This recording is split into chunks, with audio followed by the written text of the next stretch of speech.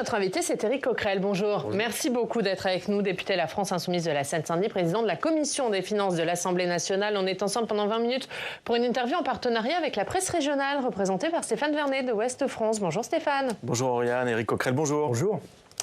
On va commencer en parlant de cette élection qui a eu lieu hier. Éric Coquerel, la France Insoumise qui a donc perdu un siège à l'Assemblée nationale. C'est Renaissance qui a remporté la législative partielle dans l'Isère. Face à votre candidat, est-ce que la France Insoumise est devenue une machine à perdre pour la gauche ? D'abord, il était, je vous rappelle aussi, sous les couleurs du NFP. Et il a largement été d'ailleurs soutenu par des candidats, des soutiens du NFP. Non, je crois qu'il y avait la marche était trop haute et pour trois raisons. La première, c'est que les partiels, si vous regardez, nous ont jamais souri. Dans le sens où l'abstention est toujours plus forte. Or, nous, ce qui nous donne de l'élan, c'est quand il y a une participation importante, y compris des secteurs qui s'abstiennent dans les élections intermédiaires. Donc là, c'était, on est passé, on a perdu, je crois, 40% de participants. Premier point. Deuxième chose... Il y a quand même eu un sursaut de mobilisation entre le premier et le deuxième tour. Oui, mais trop faible. Deuxième chose, il est évident que les déclarations de Glucksmann appelant à ne pas voter pour lui, ou même la censure, quelque part... c'est de nature plutôt à diviser l'électorat et pas à le mobiliser. Bon. Et puis troisième élément, là c'est très clair dans toutes les zones rurales, manifestement le RN a choisi de voter macroniste. Voilà. Donc c'est clairement un choix politique qui a été fait par le Rassemblement national. Donc si vous ajoutez ces trois points, ça fait Mais vous pensez qu'un candidat, s'il avait eu l'étiquette socialiste ou écologiste, ça aurait été le même score ? Ça aurait été pareil. C'est un cas particulier pour vous ou c'est le début d'une Non, c'est un cas particulier. Réellement. Je vous dis ça, je regarde réellement, objectivement, regardez depuis le début de notre histoire. Vous remarquerez que dès lors qu'il n'y a pas un enjeu national où les gens qui d'habitude s'abstiennent se disent bon là on va voter parce qu'on peut changer nationalement les choses, dès lors que c'est un enjeu plus restreint, c'est-à-dire un député en plus ou en moins, on a du mal à mobiliser. Et le contexte, pour les raisons que j'ai dit, n'était pas bon. Un dernier mot là-dessus, parce qu'il y a quand même eu des réactions d'anciens de la France Insoumise. Clémentine Autain qui parle d'une gauche qui perd ses boussoles avec des leaders davantage obsédés à détruire les partenaires de gauche qu'à défaire la Macronie. François Ruffin qui dit qu'il y a eu un vote repoussoir massif. Vous n'êtes pas d'accord ? Je pense que Clémentine parle de M. Glucksmann ou parle de ceux qui n'ont pas voté la censure. Enfin, en tout cas, je veux l'espérer. Elle ne parle pas de Jean-Luc Mélenchon pour vous ? J'espère que non, parce que sinon, c'est mettre 100 balles de plus dans la machine de la division. Je ne pense pas que c'est ce qu'elle souhaite. Enfin, j'espère. Donc pour vous, il n'y a pas de conséquences nationales à tirer ? Non. Stéphane, on continue à parler de la gauche. François Hollande, dans la tribune dimanche hier, a donné une interview dans laquelle il dit que les socialistes sont devenus le pôle central de l'Assemblée nationale depuis qu'ils ont refusé de voter la censure du gouvernement Bayrou. Qu'est-ce que vous en pensez, vous ? Avec François Hollande, ils vont peut-être redevenir un des pôles, en tout cas, plutôt de la majorité macroniste. Enfin, de la majorité, en tout cas, de la coalition macroniste. C'est plutôt ça que je vois. Non, enfin, je veux dire, on voit... Enfin, c'était intéressant, cette interview, parce que ça confirme ce qu'on pensait, c'est-à-dire que François Hollande, qui, on le sait, a fait le choix du NFP par opportunisme pour pouvoir être réélu, qui en réalité n'a jamais adhéré au programme de rupture que nous avons proposé, François Hollande, manifestement, est là pour en finir avec le NFP, et puis est là pour finalement favoriser aussi une politique telle qu'il a lui-même suscitée par son quinquennat et qu'il nous a donnée avec M. Macron. Donc voilà, il continue son œuvre. Il a réussi ou pas, quand vous dites qu'il est là pour en finir avec le NFP? J'espère que non. Alors, qui s'est passé la semaine dernière, est-ce que ça signe l'arrêt de mort du NFP? Parce que je rappelle que l'exploit de François Hollande, c'est d'avoir amené le Parti socialiste à moins de 2% au présidentiel. C'est ça, sa performance. Et encore une fois, nous avoir donné M. Macron, après un quinquennat où il n'a tenu aucun de ses engagements, etc. Donc j'espère qu'il ne va pas dupliquer de manière durable cette façon de faire, cette façon de ne pas tenir ses engagements. Mon ennemi, c'est la finance. Et on termine avec la loi El Khomri et autres, parce que c'est clair que ça fera la ruine du Parti socialiste, mais ça pourrait aussi nous affaiblir. Bon, pour l'instant, moi, ce que je constate, c'est qu'il assume, au moins pour les militants socialistes, la chose est claire. C'est celui qui n'était pas pour le NFP qui assume d'avoir été négocier avec M. Bayrou une espèce de double négociation et même d'avoir négocié les termes de la négociation qui n'étaient que des reculades par rapport à ce que mettait le Parti socialiste au départ. Je vous rappelle que le Parti socialiste au départ avait dit on ne votera pas la censure s'il n'y a pas de 49.3. M. Bayrou a dit il y aura 49.3. Après, ils ont dit on ne votera pas la censure s'il n'y a pas d'abrogation de la réforme. par prolongation de la réforme, il n'était pas question. Après, ça a été suspension. Suspension, il n'était pas question. Et donc, on termine avec un conclave dont on sait qu'en réalité, c'est juste là pour... Mais pour vous, c'est pas le principe de la discussion et du compromis? Chacun fait un pas? Là, c'est pas du compromis, c'est une reculade. Et on ne vote pas la censure qui permet... Enfin, en tout cas, il ne vote pas la censure qui permet... à M. Macron, enfin M. Bayrou, de continuer à appliquer la politique de M. Macron. Donc ça fait beaucoup. On n'a pas été élus pour ça. Mais fort heureusement, il y a une séance de rattrapage début février, avec le retour du budget à l'Assemblée. Bon, j'espère que d'ici là, les socialistes, ou suffisamment de socialistes, parce que moi je tiens à rendre hommage aux 8 socialistes qui ont voté avec nous, reviendront à la raison et nous permettront de censurer le gouvernement. On va revenir sur le budget, mais vous dites, vous, les socialistes ne sont plus des partenaires. Ils sont quoi, du coup, aujourd'hui? J'ai dit à ce stade, oui, ils ne sont plus des partenaires, ça c'est clair. Ils sont quoi? Écoutez, de toute façon, il suffit d'écouter la discussion, ce qu'a dit M. Faure à l'Assemblée. C'était particulièrement dur. Non seulement il a suivi la censure, mais en plus, il nous attaquait. Des partenaires, par exemple, je vous dis ce que sont des partenaires. Il dit, nous, on est dans l'opposition, oui, nous, on est la gauche qui avance. Non, là aujourd'hui... Moi, j'estime qu'à ce stade-là, ça peut changer. Vous avez compris que j'ai de l'espoir que ça change et que je veux les convaincre. Bon. Mais à ce stade, des gens qui ne votent pas une censure qui remplace le vote de confiance, puisqu'on n'a pas eu droit au vote de confiance, ça veut dire que de fait, vous êtes plutôt du côté d'une majorité sans participation plutôt que du côté de l'opposition. Voilà, c'est comme ça. Et d'ailleurs, je reprends les termes même. Olivier Faure, il y a quelques semaines de ça, il y a une vidéo où il explique que si le Rassemblement national ne vote pas la censure, ça veut dire qu'ils seront dans la majorité. Bon, voilà, je lui renvoie l'appareil.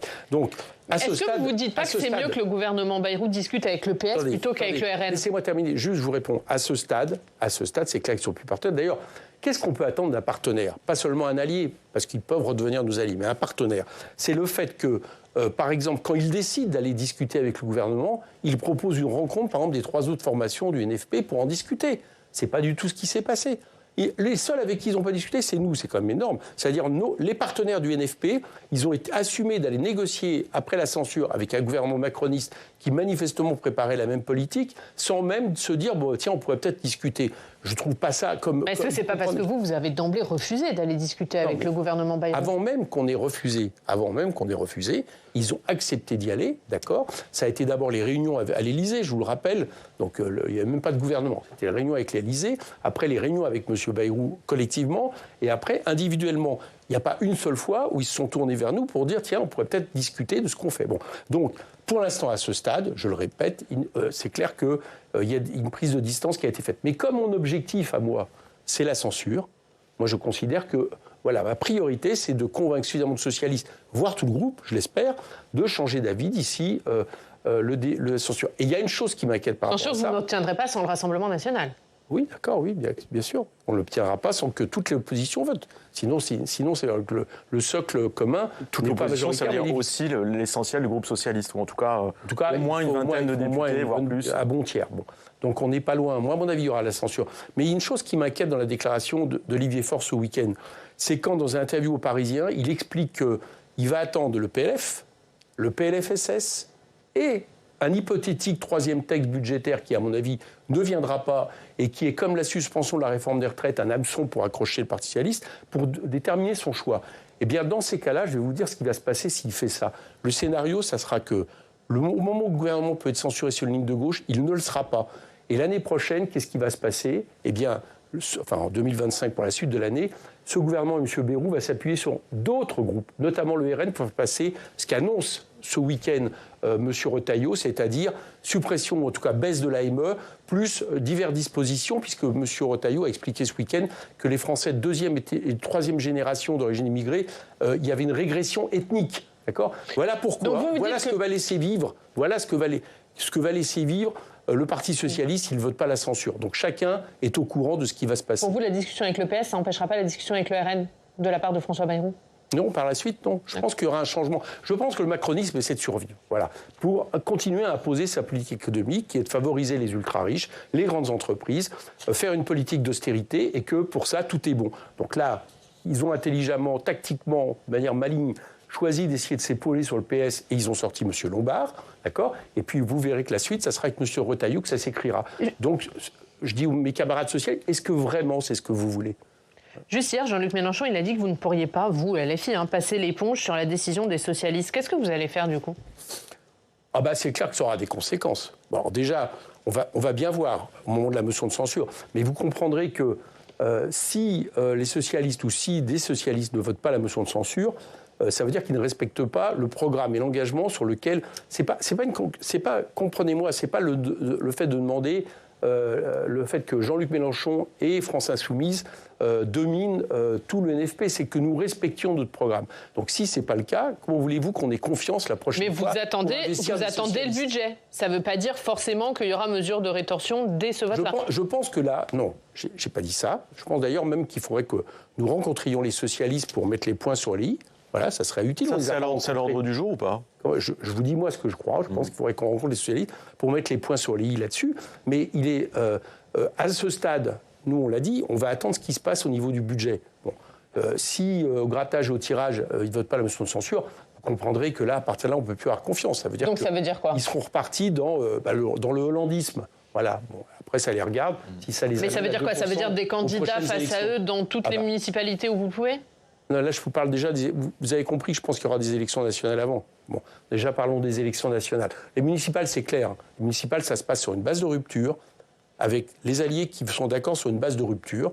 Voilà. Ceux qui ne sont pas d'accord avec ça, ou ceux qui, aujourd'hui, gèrent des mairies sur une base qui n'a aucun rapport, c'est clair qu'ils auront des listes insoumises, et j'espère avec d'autres gens, notamment nos partenaires, qui, eux, le reste du NFP, c'est-à-dire les écologistes, les communistes dans le maximum d'endroits, et avec des citoyens, des listes citoyennes, et que nous pourrons permettre que des mairies, j'allais dire, appliquent le même type de programme NFP que ce que nous avons fait. Et pour vous, ce ne sera pas perdant-perdant pour la gauche?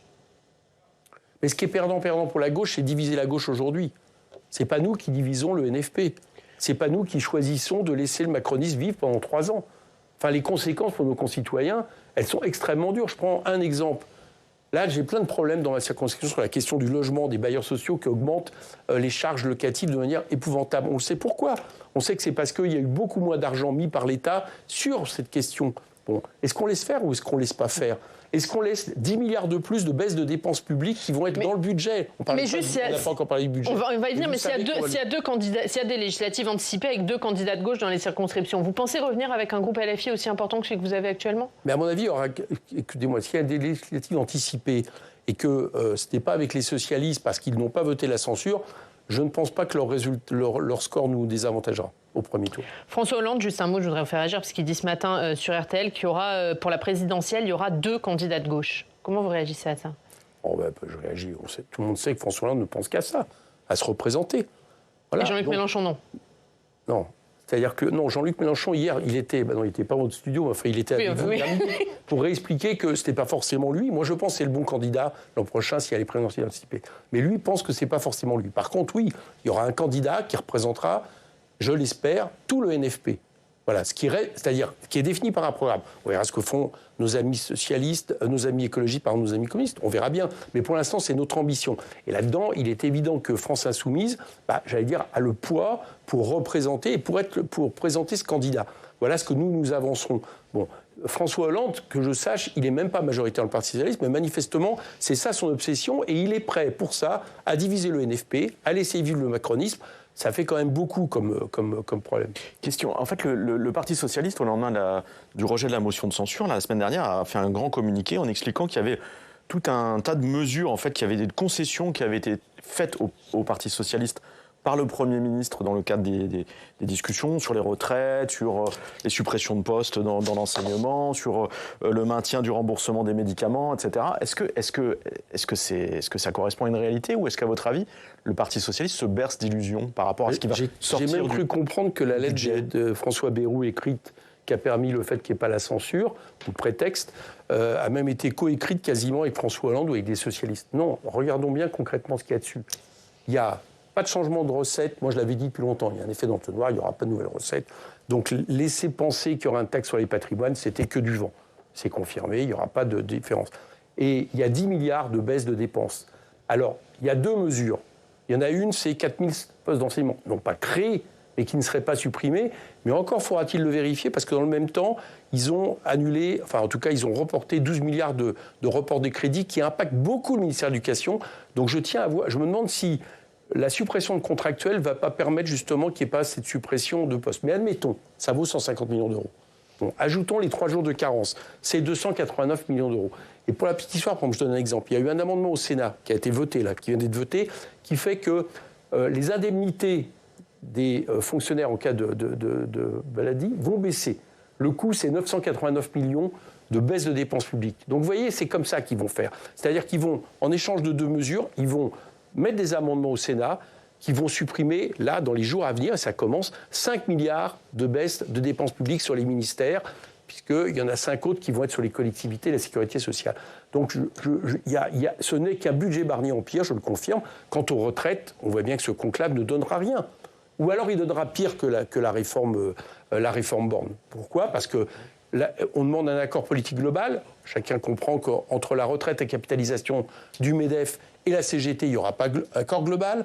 Et ce dont menace M. Bayrou, c'est de prendre certaines discussions partielles entre partenaires, par exemple la retraite à points, qui est la distribution de la retraite de participation, et là, il pourrait la soumettre au vote. Donc je le dis, ce conclave ne donnera que soit la réforme Borne, et qui n'abroge pas la réforme des retraites, soit une réforme retraite en pire. Donc c'est pour ça que je dis que c'est un accord qui est léonin, en faveur du macronisme. Mais si les partenaires sociaux arrivaient à se mettre d'accord quand même, sans toucher par exemple à l'âge de départ à 64 ans, mais si les partenaires sociaux arrivaient à se mettre d'accord sur une réforme de la réforme des retraites, qu'est-ce que vous feriez ? Et si je vous mets Paris en bouteille, voilà. Non, mais si par exemple ils se mettent d'accord sur une durée de cotisation. Mais c'est impossible. Et je vais vous expliquer pourquoi. En plus pour vous, c'est pas possible de ça ? Non, je vais vous expliquer. Non. Voilà, ils le feront pas. Voilà, je vous le dis. Le MEDEF a dit qu'ils étaient totalement opposés à ça. Vous avez raison, c'est bien ce que vous dites. Il y a une solution.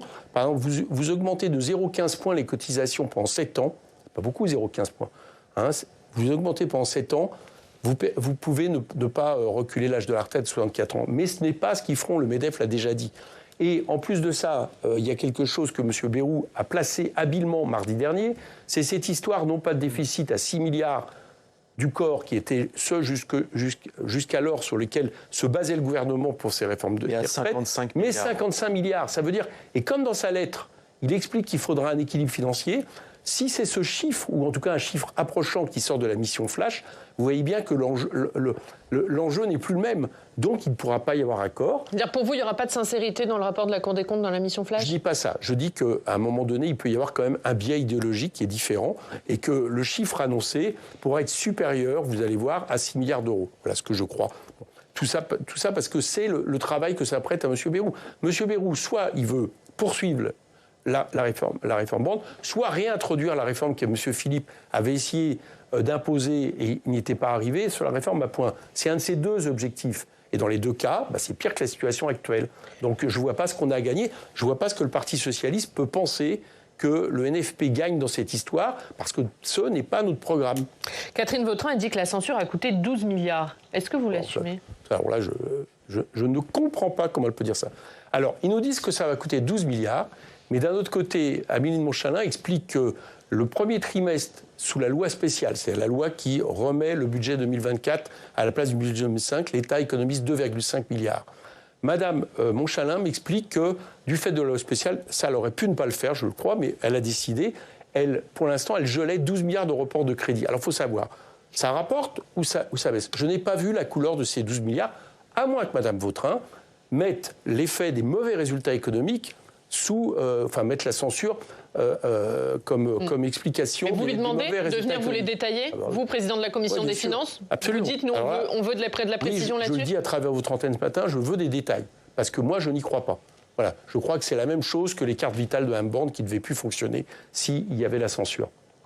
Est-ce que vous pensez qu'à l'issue des débats au Sénat, la commission mixte paritaire peut être conclusive ?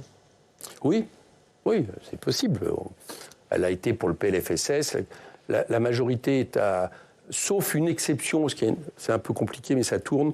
Et il y a une fois où le NFP peut être, en tout cas au moins à égalité. Mais si ce n'est pas le cas, elle sera conclusive. Donc le texte va revenir début février à l'Assemblée nationale. Et là, j'ose espérer quand même que toute l'opposition, en tout cas telle qu'elle s'était déclarée, ne sera pas d'accord pour voter ce texte. Sinon, ça serait quand même un séisme. Si le PS, par exemple, s'abstenait, ça serait un séisme. Ça serait encore, j'allais dire. Et puis qu'après, il y aura un 49.3 et la motion de censure. Et là, il y aura l'heure de vérité. Mais je pense que ce gouvernement tombera. Voilà, je crois que ce gouvernement tombera. Je peux même vous dire que ce gouvernement tombera. À quelle échéance ? Début février. Il y aura vous êtes assez pessimiste sur un projet de loi de finances rectificative, il n'y en aura pas? Ah non, mais ils me l'ont dit. Et bon.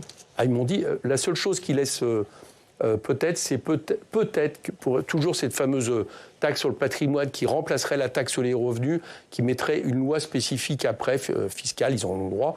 Mais moi, je n'y crois pas. Je pense que c'est un leurre qui sera agité, simplement parce que quand ils ont dit ça, dans le socle commun de M. Bayrou, il y en a certains qui ont dit hors de question. Donc vous verrez qu'ils auront tous les prétextes. Donc il n'y aura pas de taxation des hauts patrimoines cette année? Non. Non, je pense que c'est un leurre. Par contre, si ça a permis qu'il n'y a pas la censure, bah vous comprenez que ça a permis à ce gouvernement de continuer à vivre pendant un an. Et puis après, avec les lois dont j'ai parlé sur l'immigration, M. Retailleau, qui va nous en faire toute une tartine sur la question sécuritaire, autoritaire, discriminatoire. Est-ce que s'il y a des discussions à Bercy, vous retournerez discuter avec Éric Lombard? Ben, ça dépend de quoi on parle. Nous, on n'a jamais refusé. Enfin, moi, de toute façon, en tant que président de la commission des finances, si Bercy me demande de venir, j'y vais. Et de même, le ministre vient à ma commission si je lui demande de venir. Mais là, je parle de LFI. Si le gouvernement continue à vivre, on a toujours accepté d'aller voir le gouvernement. Mais pas pour négocier je ne sais quel accord. Mais ça, c'est la vie démocratique. Vous approuvez le nouvel objectif de 5,4% d'ici la fin de l'année? Je pense qu'il ne sera pas tenu. Il ne sera pas tenu parce que déjà, une chose, l'INSEE... dit à mi-mot, on a l'autre jour auditionné M. Tavernier dans le cadre de la commission d'enquête, c'est que dit à mi-mot que les 0,9% de croissance annoncés sont très optimistes. Donc rien que ça, si ça baisse, c'est moins de recettes. Voilà, donc rien que pour cette raison, je n'y crois pas. Stéphane, deux dernières questions. Un mot sur l'actualité du jour, l'investiture de Donald Trump aux États-Unis. Quel impact aura cette nouvelle présidence sur l'Europe en général et sur la France en particulier? Très importante. Alors sur les États-Unis, j'en parle même pas avec les lois anti-immigration qu'ils s'apprêtent à faire de manière presque militariste, et puis avec les dangers, à mon avis, pour la démocratie américaine. Mais sinon, sa politique protectionniste, ultra-protectionniste, offensive, va évidemment avoir un impact, et je ne parle pas de sa politique extérieure. Donc c'est clair. Je veux dire, ça va obliger, quelque part, très certainement, la France, voire l'Europe, à arrêter avec cette idéologie du libre-échange qui nous met complètement à la remorque des autres économies. Ça veut dire qu'on va rentrer dans une guerre commerciale avec les États-Unis. Mais les Américains sont déjà en guerre commerciale. Ouais, mais ça peut être pire encore, en fait. Oui, mais je veux dire... Il n'y a que nous qui ne sommes pas, enfin, guerre commerciale, j'aime pas ce terme, mais il n'y a que nous qui sommes naïvement dans une situation où on a un libre-échange généralisé. Alors, à l'intérieur de l'Europe, qui crée le dumping social qu'on connaît entre les États, mais en plus vis-à-vis du reste du monde, sur des normes écologiques et sociales complètement déficitaires. Déjà, il faudrait peut-être qu'on arrête avec l'histoire du Mercosur, définitivement, qu'on arrête de continuer à discuter. Bon, qu'on ne laisse pas Mme Leiden dire que ça va être voté. Mais vis-à-vis des États-Unis, oui, ça va nous obliger à réfléchir à des mesures de protection évidentes. Il y a longtemps qu'on aurait dû le faire. Une dernière question, Stéphane? Sur la trêve entre Israël et le Hamas, est-ce que cette trêve peut tenir? Oui. Et si oui, question subsidiaire, est-ce que la France doit contribuer à la reconstruction de Gaza? Les deux, oui. Je pense qu'elle va tenir parce qu'en fait, ce qui se passe, c'est ce qu'on disait depuis longtemps. Le jour où les Américains allaient décider il y aurait une trêve, la trêve aurait lieu. C'est exactement ce qui s'est passé. Voilà. Donc si trêve il y a, on peut passer à la reconstruction de Gaza. Alors, il y a deux choses auxquelles il faut passer. Déjà, l'aide humanitaire, qu'elle puisse rentrer dans Gaza. Deuxièmement, une reconstruction. 66% de Gaza est détruit. Donc il faut qu'on mette l'argent pour reconstruire Gaza. Et puis troisièmement, le versant politique. Il faut qu'on appuie pour la reconnaissance d'un État palestinien et que la France le fasse de manière unilatérale si nécessaire. Voilà, c'est les bases. Et puis aussi qu'on commence aussi à redéployer, avoir une autre politique vis-à-vis d'Israël, parce que ce n'est pas admissible qu'Israël envahisse le Liban, aille en Syrie. Je veux dire que là-dessus, il faut qu'on mette les points sur les i. On enfreint le droit international, et donc à partir de là, il ne faut pas s'étonner qu'après, M. Trump se croit liberté de dire qu'il va annexer le Groenland ou le Panama. Voilà. Donc je crois que ça sert pour tout le monde. Merci Éric Coquerel. Merci beaucoup d'avoir été notre invité. La une de Ouest France, justement. 3 otages libérés, le retour des déplacés à Gaza. Merci beaucoup Stéphane et à la semaine prochaine. On passe au club.